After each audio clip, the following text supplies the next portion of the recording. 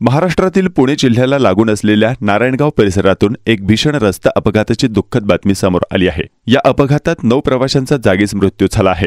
मिळालेल्या माहितीनुसार हा अपघात आज सकाळी सुमारे 11 वाजता नाशिक-पुणे राष्ट्रीय महामार्गावर नारायणगाव परिसरामध्ये घडला आहे। काही प्रवासी मॅक्सिमा वाहनाने प्रवास करत होते तेव्हा मागून येणाऱ्या महाराष्ट्र राज्य परिवहन मंडळाच्या सरकारी एसटी बसने या वाहनाला जोराची धडक दिली। या घटनेत मॅक्सिमा वाहन पूर्णतः चिरडले गेले। अपघातग्रस्त वाहनातील जखमी प्रवासी मदतीसाठी अर्ज करत होते। या दरम्यान या मॅक्सिमा वाहनातून मोठ्या प्रमाणात रक्त वाहत असल्याचे दिसत होते। अपघातस्थळी असलेल्या इतर लोकांनी या जखमींना बाहेर काढून जवळच्या खासगी रुग्णालयात दाखल केला। मात्र रुग्णालयातून 9 प्रवाशांचा मृत्यू झाल्याची दुःखद माहिती समोर आली आहे। सांगितलं जात आहे की सर्व मृतक जुन्नर तालुक्यातील रहिवासी होते, त्यामुळे गावात शोककळा पसरली आहे।